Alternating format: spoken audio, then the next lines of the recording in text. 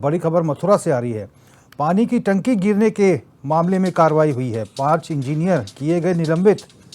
तो ये बड़ी खबर है। पानी की टंकी गिरी है, जिसके बाद जो है 5 इंजीनियरों के ऊपर कार्रवाई हुई है, उन्हें निलंबित किया गया है। निर्माण करने वाले 3 प्रमुख फर्मों के खिलाफ एफआईआर भी हुई है। 2 अभियंताओं के खिलाफ विभागीय कार्रवाई की संस्तुति है। तकनीकी कमियों की जांच के लिए समिति गठित की गई है। आखिर पानी की टंकी क्यों गिरी, क्या कारण है, इसको लेकर कमेटी का गठन किया गया है और पानी की टंकी गिरने से 5 इंजीनियरों पे कार्रवाई हुई है। तस्वीरें आप देखिए, पानी की टंकी गिरी और पूरा क्षेत्र जलमग्न हो गया।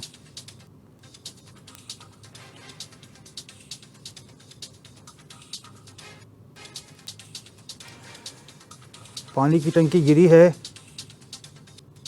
5 इंजीनियरों को निलंबित किया गया है, जिनकी देखरेख में ये काम हुआ। निर्माण करने वाली 3 प्रमुख फर्मों के खिलाफ भी एफआईआर हुई है।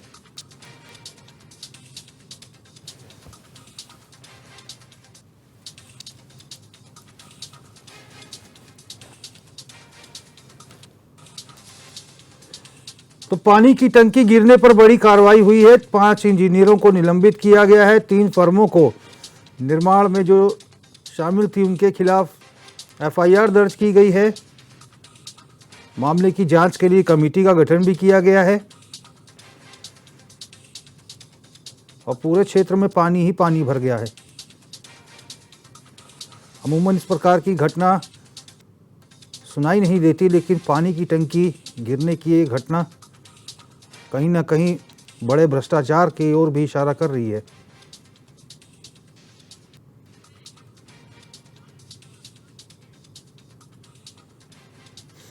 और हमारे यूपी हेड प्रदीप आनंद श्रीवास्तव जी ज़्यादा जानकारी के साथ फोन लाइन पर जुड़ गए हैं।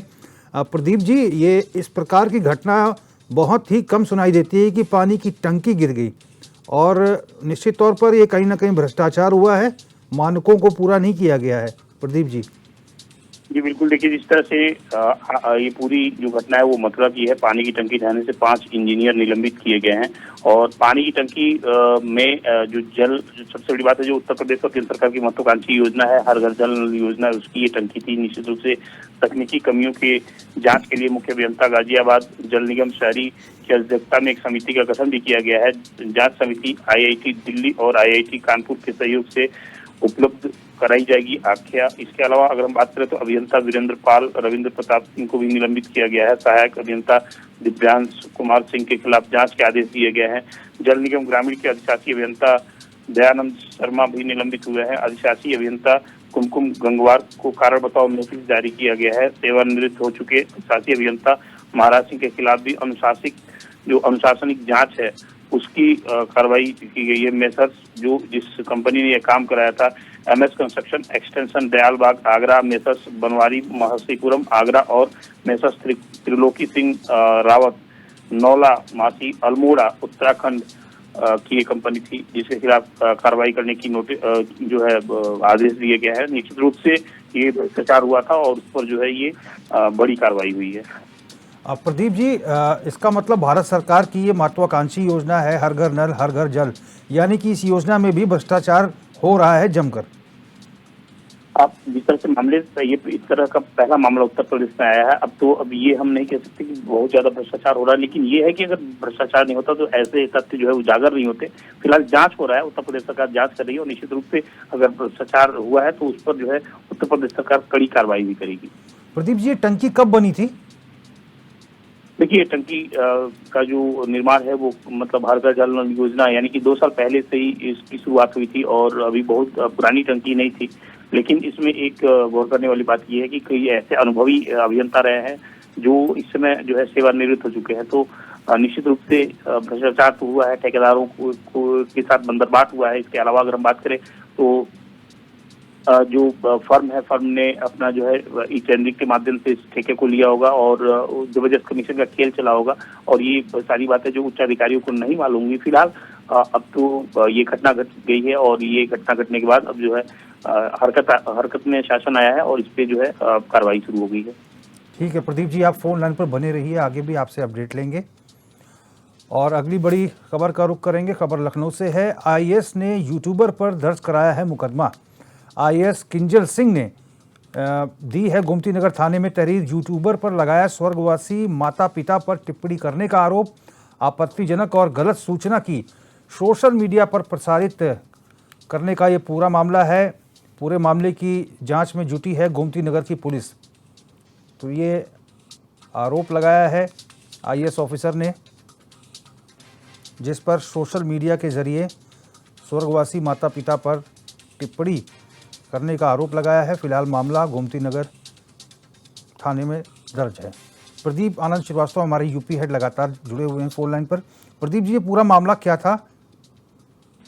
देखिए, ये आईएएस किंजल सिंह के निजी जीवन पर एक बायोपिक टाइप का जो है बनाने की कोशिश की गई थी। एक निजी यूट्यूबर के जो यूट्यूबर हैं उन्होंने बनाई थी और साक्ष्य जो है उन्होंने ठीक नहीं प्रस्तुत किए थे। आजकल हम देख रहे हैं टीआरपी के चक्कर में तमाम ऐसे लोग हैं जो किसी भी कंटेंट को बिना समझे उसके विषय में उस तथ्य की जानकारी लिए उन कंटेंट को क्रिएट करते और यूट्यूब पे डालते। टीआरपी ज्ञान होती है। तमाम ऐसे मामले पहले भी आए थे। प्रकाश शुक्ला पे तमाम कहानियां बनी।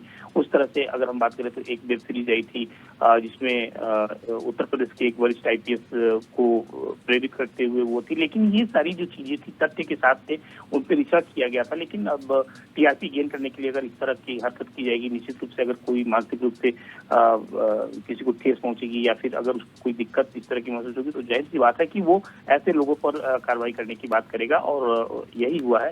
किंजल सिंह ने जो है इस पर जो है गोमती नगर थाने में एफआईआर दर्ज करवाया और एफआईआर की कॉपी भी बकायदे अपने यहाँ टेलीविजन स्क्रीन पे चल रही है।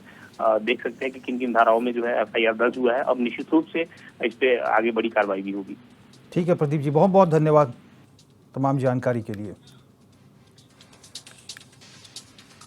बढ़ेंगे आगे। इटावा सफाई मार्ग पर बने अंडर ब्रिज में देर शाम हुई झमाझम बारिश होने से पानी भर गया, जिसकी वजह से राहगीरों और वाहन चालकों को काफ़ी परेशानियों का सामना करना पड़ रहा है।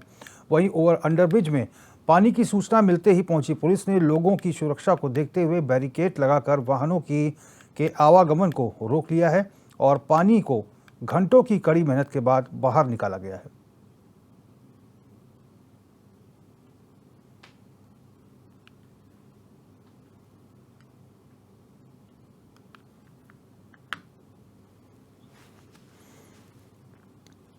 तो भारी बारिश से अंडर ब्रिज के अंदर जो है पानी भर गया। तस्वीरों में आप देखिए, जैसे लग रहा है कि कोई नदी बह रही हो, किस तरह से गाड़ियां उसके अंदर से जा रही हैं और घंटों मशक्कत के बाद इस पानी को निकाला गया है। वाहनों को बहुत दिक्कत हुई, यातायात पूरी तरह से बाधित रहा, प्रभावित रहा। तस्वीरों में देखिए किस तरह से गाड़ियां बिल्कुल डूबी हुई दिखाई दे रही हैं। मनोज कुमार हमारे संवाददाता ज़्यादा जानकारी के साथ फोन लाइन पर जुड़ गए हैं। मनोज, ये अंडर ब्रिज में पानी भर गया, क्या है ये निकासी क्या प्रॉपर नहीं है? नगर निगम ने क्या तैयारियां नहीं की थी कि ये हर साल ऐसा ही होता है यहाँ पर इटावा में? जी रोहित जी, जैसा कि आप तस्वीरों में देख पा रहे होंगे, अंडर ब्रिज पूर्णतः पानी भरा हुआ है लबालब और पहली बारिश में ही ये दिखाई दे रहा है साफ कि नगर पालिका की यहाँ पोल खुलती नजर आ रही है। यहाँ से निकलने वाले सभी राहगीर परेशान हैं। हालांकि पुलिस ने बैरिकेडिंग लगाकर आने जाने वाले आम जनमानसों को रोकने का प्रयास किया है, लेकिन ये हर बरसात में ये देखने को मिलता है। शासन प्रशासन ये नगर पालिका ये दावा तो करता है कि इस बार छुटकारा मिल जाएगा, इस बार छुटकारा मिल जाएगा, लेकिन इससे अभी तक किसी को कोई भी छुटकारा नहीं मिला है। इससे पहले भी कई तरह की बड़ी बड़ी दुर्घटनाएं हो चुकी हैं, जिसमें जैसे कि बच्चों की वैन वगैरह बसें वगैरह फंस गई हैं, लेकिन उसके बाद भी प्रशासन अभी भी इसके लिए कोई भी पुख्ता इंतजाम करने में असफल नजर आ रहा है। मनोज, ये जो ड्रेनेज का पानी है, ये जो अंडरग्राउंड बिछाया जाता है, ये कब से इसका ट्रीटमेंट नहीं हुआ? क्योंकि क्या पता पतली पाइपें लगी हो, बहुत चौक हो, तो क्या ट्रीटमेंट नहीं हुआ इसका या फिर सिर्फ कागजों में ही काम हो रहा है? जी नहीं, जैसा कि इसमें समरसेबल निकालने के लिए पाइप तो बड़े बड़े डले हुए हैं, लेकिन इनकी समय समय पे सफाई नगर पालिका द्वारा नहीं की जाती है। बरसात से पहले अगर इसका ध्यान रखा जाए तो फिर शायद इस तरह की समस्या इसमें ना आए। तो इसी वजह से नगर पालिका दावे तो करती है कि हमारा काम हो रहा है, इस बार बरसात में पानी नहीं भरेगा, लेकिन अक्सर ये पहली बारिश में ही इसकी पोल खुलती नजर आ रही है। तो मनोज, अभी तो पूरा मानसून पड़ा है, अभी तो पहली बरसात हुई है, मानसून आया ही है, अभी तो भारी से भारी बरसात भी होगी, तब कैसे व्यवस्थाएं रहेंगी? जैसा कि अक्सर हर वर्ष जो दिखता आ रहा है, मुझे नहीं लगता है किसी भी तरह का नगर पालिका या प्रशासन द्वारा कोई सुधार किया जा रहा है। जिस तरीके से मुझे लग रहा है कि जिस तरीके से हर वर्ष आम जनमानस परेशान रहते हैं जल भराव को लेकर, उसी तरीके से इस वर्ष भी ऐसे ही आम जनमानस परेशान होने वाले हैं। इसकी ये साफ तस्वीरों से भी आप समझ सकते हैं। ठीक है मनोज, बहुत बहुत धन्यवाद तमाम जानकारी के लिए। अमरोहा के देहात थाना क्षेत्र के गांव सिरसा खुमार में देर रात से ही झमाझम बारिश हो रही है। बारिश की वजह से एक किसान का मकान गिरने से बड़ा हादसा हो गया। मलबा आने से किसान के बेटे की मौत हो गई, जबकि एक मासूम घायल हो गया, जिसे इलाज के लिए आनन फानन में अस्पताल में भर्ती कराया गया है। वहीं बच्चे की मौत से परिजनों में कोहराम मचा हुआ है।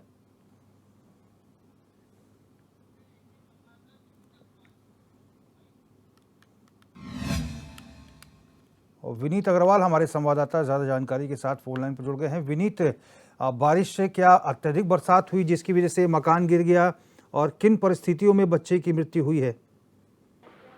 जी देखिए, आपको बताना चाहूँगा, ये जो हादसा है बेहद दर्दनाक हादसा है। ये जो मकान है सिरसा खुमार गांव में, यहाँ पर जो बताया जा रहा है कि परिवार के बाकी लोग तो बाहर की साइड के हिस्से में सोए थे, दूसरा हिस्सा बराबर में है, और एक जो कमरा था उस हिस्से में ये 2 बच्चे सोए हुए थे। दोनों लगभग एक उम्र के थे। इसमें से जो 8 वर्षीय मोहम्मद हसनैन है, वो मलबे के नीचे दब करके ज्यादा गंभीर घायल हुआ, जिसकी कुछ समय बाद मौत हो गई।